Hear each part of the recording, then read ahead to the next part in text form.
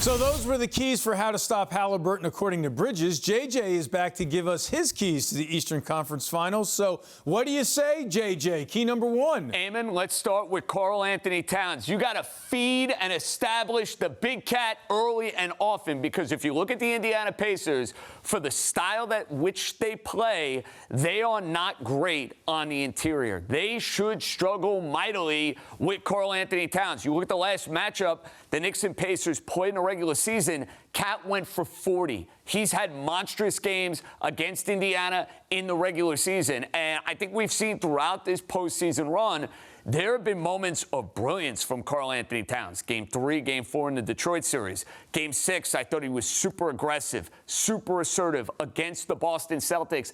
But there are these instances where he just flat out disappears. That can't happen in this series. His scoring, his presence, way too imperative, way too important. You've got to be able to feed Karl-Anthony Towns. Key number 2, it's the physicality that the Knicks got to play with from a defensive standpoint. They have to impose their style of basketball on Indiana. Look, the Pacers are super deep. You're talking about a team that's 8, 9, 10 guys deep. They are going to be playing run and gun. They are going to have guys in and out of the rotation. You're going to see Nembhard. You're going to see Halliburton. You're going to see Siakam. You're going to see Nesmith. It's just shooter upon shooter. Pace is going to be crazy. You got to make it tough on the Pacers the way, hey, you did on the Boston Celtics, the way you were able to match the physicality of the Detroit Pistons. If we are talking about these games, Eamon, where it's 125, 120, 130, 125, to me that's advantage Indiana. So impose your physicality with Bridges, with Anunoby, and of course Mitchell Robinson, who played an enormous role in the series against the Boston Celtics. Now for the third key, it's about the Sandman. It's about the closer. Keep these games close so Jalen Brunson can go and bring you home. We know the Knicks have been lights out in the fourth quarters of these games. They were lights out in Detroit. The games came down to the wire. Who stole the show at the end of the games? For the most part, it was Jalen Brunson. Boston Celtics, game 1, game 2, they were able to get back in the game.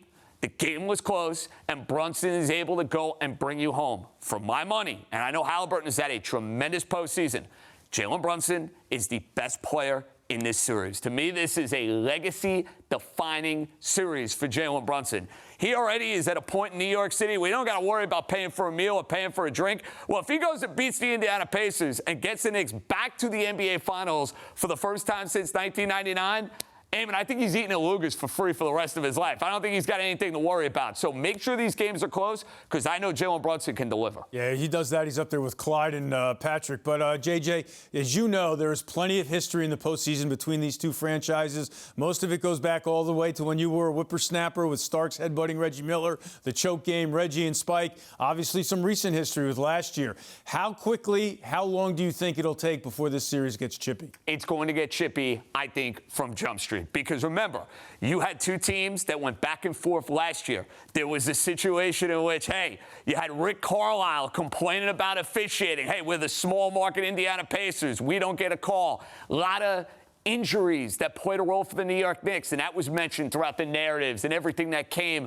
throughout the offseason. I think both of these teams don't like one another. I think both of these teams smell the finish line at the end of the Eastern Conference, and it's a golden opportunity. From a Knicks standpoint, they are the Indiana Pacers. I know that the rivalry with Reggie was kind of even. Patrick beat him in 94. Knicks in the LJ four-point play beat him in 1999. But think about the last 3 playoff matchups, Eamon. 2000, Knicks, Ewing's last year, they lose in 6.